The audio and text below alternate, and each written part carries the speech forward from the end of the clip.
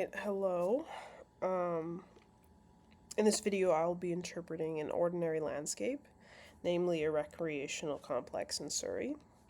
So, we're talking about interpreting cultural landscapes, specifically ordinary landscapes.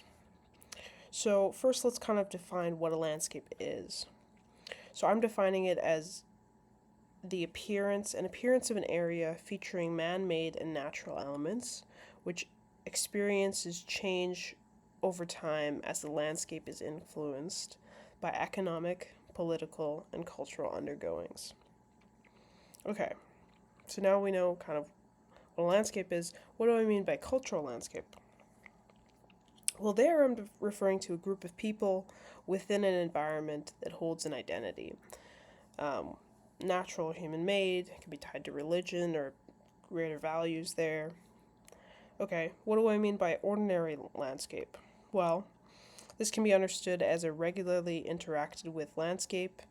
That means that humans interact with a lot over time. So, like your neighborhood, your local groceries that you like, grocers that you visit a lot, those spaces that you know are around you and very close by. Those would be ordinary landscapes. Okay, so here is a map of the landscape that I visited. This is from Google Maps, as you can see there.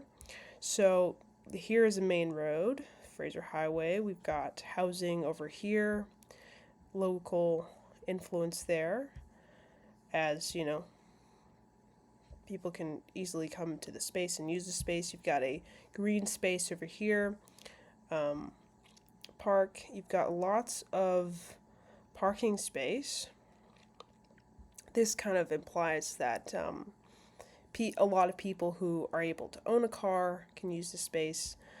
I will talk probably more about accessibility later in this video, but anyway, there is also a loop for carpooling. Again, greater access. You've got a comfort inn here, so we've got a hotel, so um, people are coming in and out of the space from other areas. That could be a kind of a global influence there. Here is a pub, so there's kind of services and entertainment around you.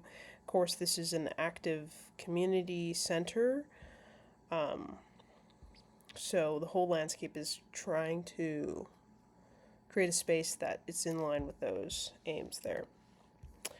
Okay, so landscape is a coded space. What do I mean by that? I mean reading the landscape, interpreting how it creates a sense of place, purpose.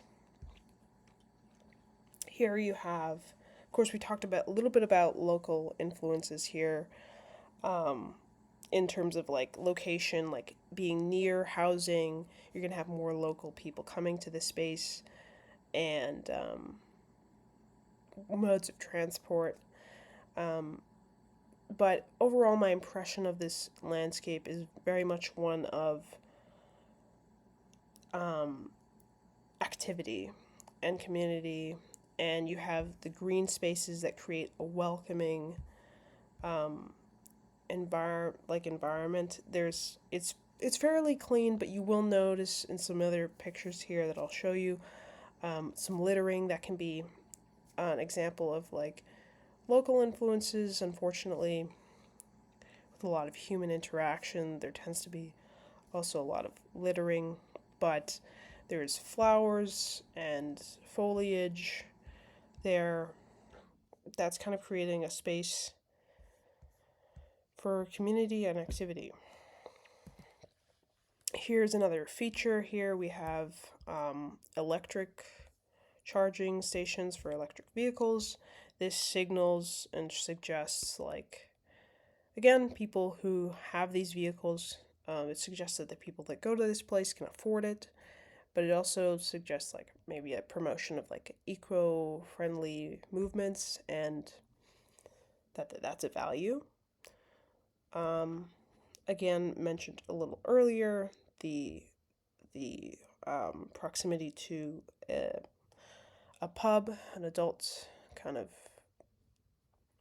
entertainment and social place there. here is an example of like global influences with the expansion and extension of the Expo line going down to Langley. It's coming right through here, so you're going to have more globalization, more interconnectedness, more people going through this area, which means further interaction from, you know, the more like people from other areas coming in here is more globalization, more communicate like interaction is going to change the environment. You also have more housing that's coming up as a result of this, and you have construction, which is an example of kind of the landscape changing.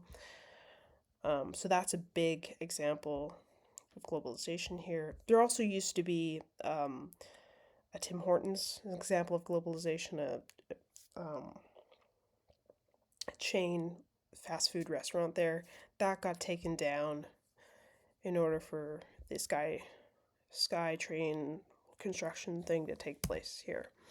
So here are some examples. You got some lettering here, local influence, but the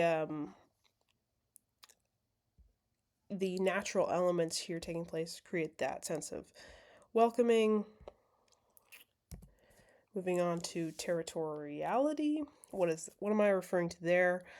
I'm talking about an individual's sense of ownership over an area or an object. And this can be illustrated through all of the graffiti seen in this skate park, which is right beside the recreational facility. And another example of change here is these fences, gates have been put up for construction, so they weren't always there. And then new houses, which are kind of uniform and homogenous. This all suggests like a population increase to me because the more housing you're making more space for people. You have more options for transit, which is making it more inclusive to people of different economic statuses. Parking could be also, you could also interpret that as kind of an example of territoriality as well. If locals tend to park in the same spot, they tend to be like, oh, that's my spot. That's kind of another example here. Semiotics, I'm referring to branding, signs, interpreting those, and understanding what they're conveying, what they're meaning here. So, in this, aquatics and fitness suggests, of course, that building has those things. Here's another example of um, accessibility and transportation with the bike racks, different ways of getting to the place. Here's an example of place marketing. Of course, I'm referring there to the promotion of a place, trying to send a message and attract people to it. So it's sending the message that, hey, we're going to be expanding, we're going to be creating more space for people to come together and use these facilities. And that's kind of concludes the end of my interpretation of this landscape. Here are some kind of concepts that I touched on, and here's a picture of me at the place.